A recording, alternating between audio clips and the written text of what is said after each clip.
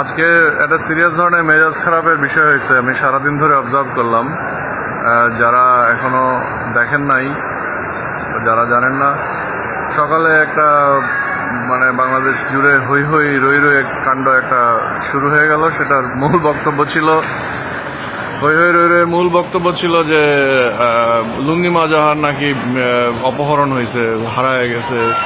মানুষজনের কল্পনা নানান দিকে ডালপালা মেলতেছিল এবং এটা খুবই আশ্চর্যজনক এবং ইরিটেটিং। আমি অনেকক্ষণ ধরে সহ্য করলাম, অবজার্ভ করলাম, কিন্তু হিসাব টিসাব মিলায় যেটা বুঝলাম যে লুঙ্গি মাজার অপহরণ হওয়ার কোনো কারণ নাই। তারা যারা অপহরণ করবে তাদের খায় দেওয়ার কাম নাই যে তারা তাকে নিজেদের লোককে অপহরণ করবে।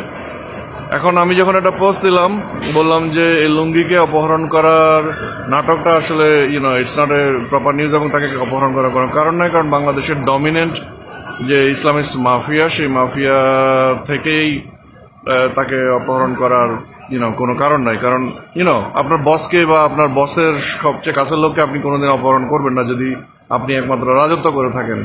এটা বলা যায় এভাবে আর কি, যে রাজার সৈন্যবাহিনী কখনো রাজার মন্ত্রীকে অপহরণ করে না। এইটা হচ্ছে আমার অ্যানালজি বা রূপক ব্যবহার করা হচ্ছে। হ্যাঁ, এক সেকেন্ড বাবা। আমি এখানে একটা শপিং সেন্টারে দাঁড়ায় আছি, তো মনে হলো ছোট্ট করে একটু 2 মিনিটের ভিডিওটা করি।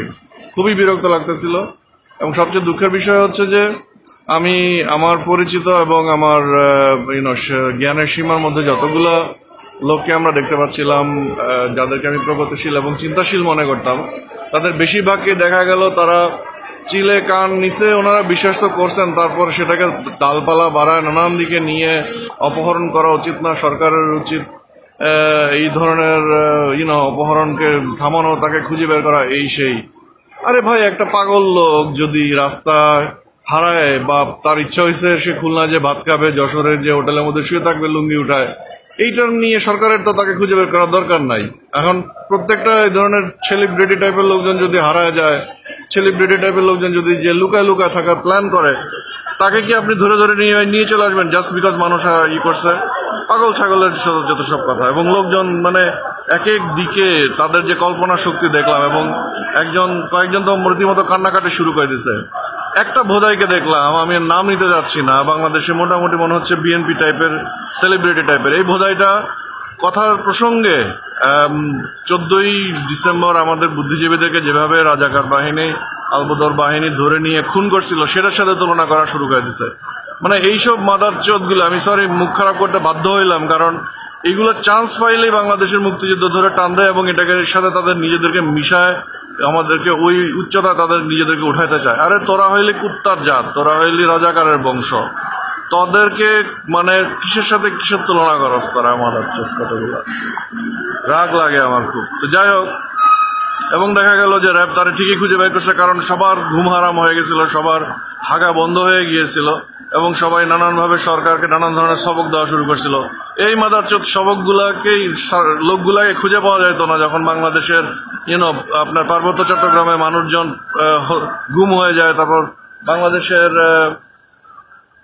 আমাদের যে সমস্ত প্রগতিশীল লোকজন আছে, যারা অ্যাকচুয়ালি প্রতিবাদ করে, যারা অ্যাকচুয়ালি বাংলাদেশের জন্য চিন্তা ভাবনা করে, আন্দোলন করে থাকে, তাদেরকে যখন ধরে নিয়ে এই বাংলাদেশের র্যাব বাহিনী খুন করে ফেলে, গায়েব করে দেয়, তখন এদেরকে খুঁজে পাওয়া যায় না। এদের মাঝে আরেকটা মাদারচোদ হচ্ছে পিনাকি। এই শুয়ারের বাচ্চাটারে যদি রাস্তাঘাটে কেউ একটু বাঁশ ডলা দিত, আমাদের খুবই ভালো লাগতো। এগুলো বাঁশ ডলা খাওয়ার যোগ্য হয়ে গেছে। বাংলাদেশের সাধারণ মানুষের চিন্তা ভাবনা পরিশীলিত করার জন্য এগুলোর দায়িত্ব থাকার কথা ছিল, কিন্তু এই ইসলামিস্টদের পক্ষ থেকে এই লোকগুলো এমনভাবে সিচুয়েশন খারাপ করে এবং এমনভাবে বানায় সব কথাবার্তা বলে।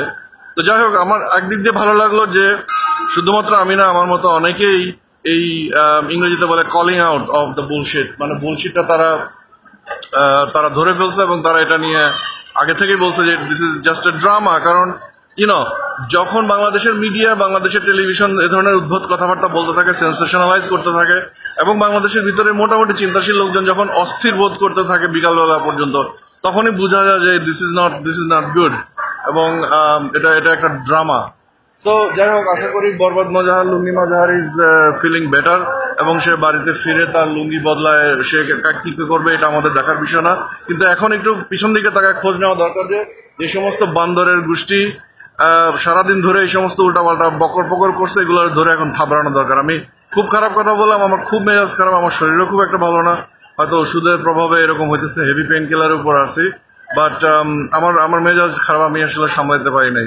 তো এই যাই হোক, বরবাদি ওনা বন্ধ হোক এবং আমাদের বুদ্ধিশুদ্ধি ভালো হোক। তো যারা এতক্ষণ আমার কথা না শুনে পিছনের দিকে তাকাচ্ছিলেন, আপনাদেরকেও আপনারা আপাতত লুঙ্গি টুঙ্গি নামায় সোজা হয়ে বসতে পারেন। ধন্যবাদ সবাইকে, ভালো থাকুন।